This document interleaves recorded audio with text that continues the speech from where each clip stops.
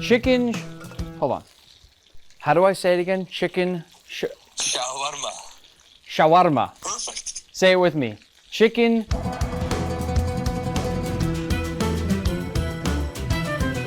We'll begin by making our chicken marinade because this is going to take the longest. Into a bowl, I'll add some yogurt. That yogurt is going to work to tenderize our chicken. Then some tomato paste. That'll give us our umami and color. Then I'll grate in 3 cloves of garlic. This is going to turn our garlic into a nice paste, and we don't have to go through the slow pain of mincing it this way. Then we'll add the zest of a whole lemon. Maybe you've heard this before, maybe you haven't, but the zest is where we're going to get all of that true powerful lemon flavor, not so much the juice.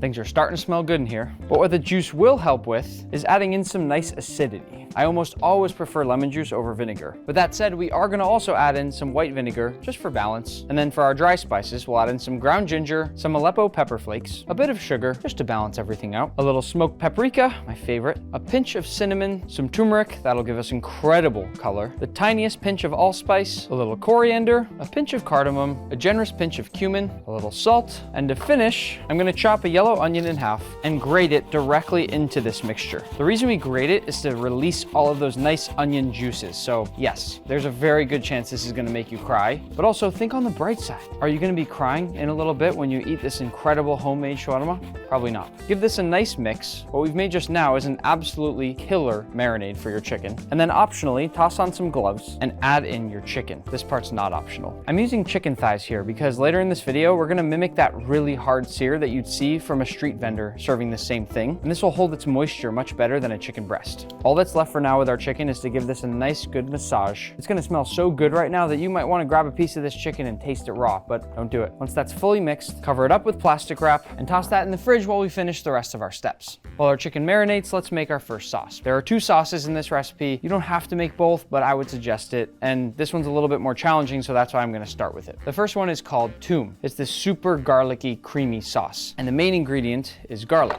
Along with the garlic, I'm gonna add a splash of water and then a little pinch of salt. And before we do anything else, we're gonna blend this up into a fine paste.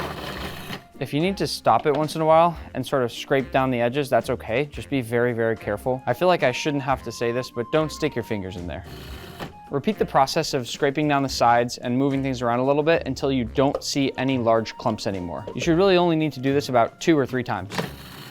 Great. Now, this is the challenging part. We're gonna create something called an emulsion. And a good example of that is mayonnaise or a vinaigrette. It's basically when you force 2 things together that don't really wanna be together. So I'll turn this on, and for about the next 5 to 7 minutes, I'm gonna slowly drizzle in a little bit of oil at a time and let the garlic take on that oil. And again, this is no different than making mayonnaise, but instead of adding oil to garlic, you'd be adding it to egg yolks. It's kind of a fun fact, actually. A lot of people don't know that mayonnaise is made from just egg yolks and oil. If I take this off and you look at the edge, you can see that it's starting to get foamy. This is the very start of what we're going for, and by the end, this will be smooth and white and fluffy. Give this a little mix, make sure all the garlic is getting in there. The reason I'm doing this so incredibly slowly is if you go too fast, it's gonna split. The 2 things that we're trying to push together aren't gonna come together. It's a slow and gradual technique, but it's worth that final outcome. My arm's getting tired.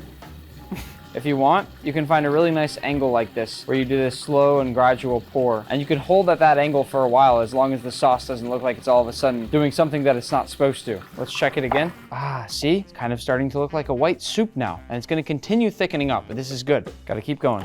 It's starting to smell really good too. If you close your eyes, you can actually start to hear it changing in consistency. And that's one of the things that I love so much about cooking, is that it uses all 5 senses all the time. Watch this. See how it sinks to the middle now and it's much slower? You'll see it thicken up more and more as we go. We're almost done. Don't get overly excited now and dump in all your oil. Don't ruin all your progress. Keep going slow. The garlic mixture needs to accept the oil. Let's see how high I can go. Oh, that's pretty good. That's also the perfect stream of oil right there. That's about how thick you want it to look when you're pouring. And it looks like we are at the very end, so check this out.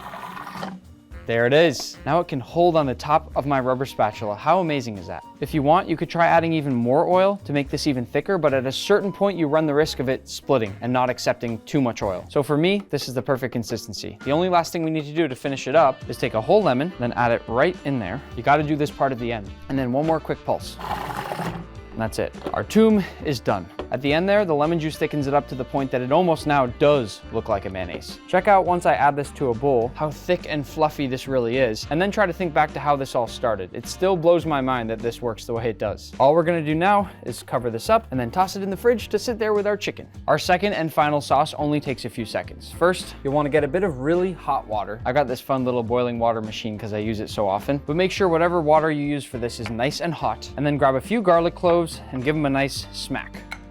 That was the only thing I was using this cute little pen for today, and he did a great job. Add that garlic back to your bowl, then pour over that boiling water, and we'll let this steep, kind of like a garlic tea, for just a few seconds while we prep the rest of our stuff. Into a bowl, I'm gonna add some tahini. Tahini is literally just blended up sesame seeds, nothing else. It's a great way to get a super powerful flavor of sesame. Now, lemon. Get all of that lemon juice into your tahini. Squeeze. And then we'll go in with a little pinch of salt, and by now our garlic tea should be done. Oh, that's disgusting. Hold the garlic back and pour in the water. Ugh, my mouth is gonna taste so bad the rest of the day. Then give this a nice mix until it's even in consistency. Weirdly, even though it doesn't really make sense, adding water will actually thicken up your tahini. So all I'm gonna do is refill my little garlic tea container and add a little more water, just bit by bit, until I reach that nice creamy consistency that I'm looking for. Suddenly, it goes from this really harsh tasting paste to a nice light, really creamy texture. Let's give it a taste. Oh, it's so good. Now, just season to taste. A little more salt, and once it's perfect, we'll set it at room temperature until we're ready. That's delicious. Our chicken is marinating, our sauces are done. Now, we have to make a very quick and simple salad. Why are we making a salad? Well, we have all kinds of richness in the sauce, so this is gonna be some nice combination of acidic, herby, crunchy, and it'll really balance everything out. I'm gonna start by chopping up a few small cucumbers. Next up, we've got some red onion. Same thing, I'm gonna chop it up into some nice small pieces, and you really don't have to take this salad too seriously. If you chop up your onion and you see any pieces that you still don't like, you can go ahead and give it one last extra chop here. Scoop this up into my bowl. Next up, tomatoes. I got them on the vine because they're always tastier and fresher that way. And I'm feeling to find some of the firmer ones. And then same thing, I'm just gonna chop those up. These are beautiful tomatoes. They're so bright red. Some people take out the inside piece like this and they just keep the outside. Usually I leave it, but I'm gonna remove them. I don't want it to make my salad all mushy. And now I'm just gonna chop these up. It's funny how sometimes it's hard, even with a sharp knife, to cut through the skin of a tomato. So instead, I'll often just flip them over like that, and then it's easy to slice through. Make sure there's no giant chunks in there, and then in we go. This is starting to look beautiful, but it would not be complete without some fresh herbs. Here, I've got parsley, and here, I've got dill, probably my favorite fresh herb to work with. For these, I'm just gonna pick off the ends. What I'm doing is just sliding my fingers, almost my nails, all the way down so that I don't hurt or bruise the herbs. Same thing with the dill. I'm not measuring, I'm just eyeballing it, but I will tell you this. My grandfather was Persian, and you really can't make much Middle Eastern cuisine without beautiful, fresh herbs. So it's one of my favorite things to have in the kitchen at home. I mean, honestly, I don't really grow it myself, but my brother does. I just use it. I'm gonna give this a rough chop. I'm being very purposeful with the knife so I don't bruise any of my dill, and same thing with my parsley. It's okay to leave a few larger chunks as well. Our salad is going to be perfect either way. We'll gather up those herbs. As you can see, I'm doing a lot of herbs compared to the vegetables, which I love. Such amazing flavor. And now I'm gonna finish it off with a little bit of red wine vinegar, a tiny bit of sugar, a pinch of salt, and finally, just a little bit of olive oil. And before we finish, I'll give it a quick stir, get every little piece that's in here evenly coated. And most salads have a dressing, but we don't need to make a dressing, especially because we don't want this too wet. Not only do we not want too much moisture for when we assemble the shawarma at the end, but also it's gonna make its own dressing while it sits there and releases all the juices. I don't even have to season, this is good. Since we're assembling soon, and I also don't want this to get soggy, I'm just gonna leave it at room temperature, right next to our tahini sauce. Last step before cooking our chicken is to make our French fries. I'm gonna add some oil to a small pot and then get this going over high heat. I'm not gonna make the fries homemade. It's actually really hard to make fries at home where they stay nice and crispy. And for this shawarma, since we've already made so many components, I don't feel like we actually have to make our fries homemade. Normally, I like to make everything homemade, but there's something about these ready-to-go frozen French fries that I just love. To finish up our workstation, I'll add a sheet tray lined with a wire rack, as well as a spider to scoop my fries out when they're finished. And once our oil has reached the proper temperature, we can carefully drop in some of our fries. I'm trying to grab all the longer ones because that's gonna work best in our shawarma. Once those are in, I'm gonna give them a quick mix to make sure nothing sticks together. Always check your oil temperature again once you go to fry anything, because that temperature is always gonna go down when you add something colder to it. And if you're watching this video and you've decided to make your fries homemade, good for you. That really is awesome, but I would just say make sure they stay crispy, whatever you do. These really are such an important component to shawarma, and you need that nice fluffy crunch. Doesn't taste right without it. We're almost there. They're starting to look nice and golden brown. It certainly looks good. Oh, Great crunch and perfect fluffy interior. These look done now, so I'm gonna toss them off to the side. The reason we have the wire rack is so they can drain off that oil. Listen to that. They're so crispy. You can probably even hear the snap of these fries. Listen. Can't forget to hit them right away with a bit of salt. That's gonna stick to the little bit of oil that's still on these fries. We have to build flavor and seasoning as we go. And now I'll just rest these at room temperature while we cook our chicken. Stay there.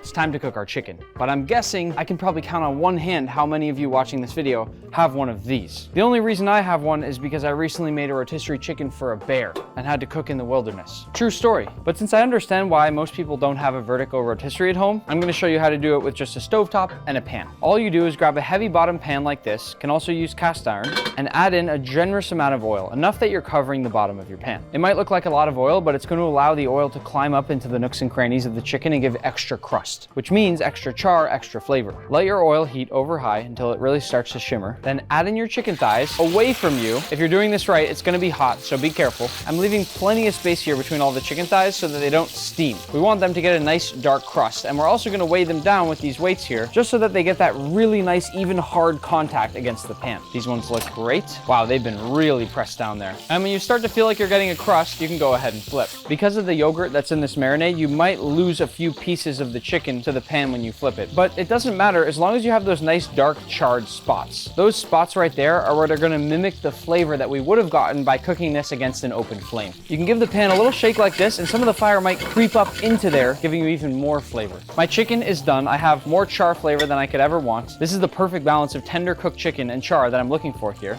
Now that I'm ready to plate, I'm gonna pull all of my different components up to my cutting board. Oh yeah, they're still crunchy. Salad. Still crunchy. Traditionally, chicken shawarma would be wrapped in Arabic bread or sage, but I'm gonna be using this. And to finish things up, I'll grab a few pieces of chicken. I'm going to cut these the long way, so they're nice long strands in there. That's gonna be amazing when it comes to the texture. And as a first layer, I'm gonna go right down the center with some toum. Then I'll go on with some of my fries. As you can see, I'm layering vertically. It's the only way to do it. Then my chicken. Then I'll drain off some of the liquid from my salad here and add on some of that salad. Then last but not least, I'll go down the whole thing with some of my tahini sauce. And to finish, a few Lebanese pickles. And for the grand finale, I'm gonna place it down on some parchment and then roll it on up. And just so all of our hard work doesn't fall apart, I'm gonna lightly tie it up. And that is how you make chicken shawarma. I wish I took a bite. Why didn't I take a bite? I'm gonna come back in and get it.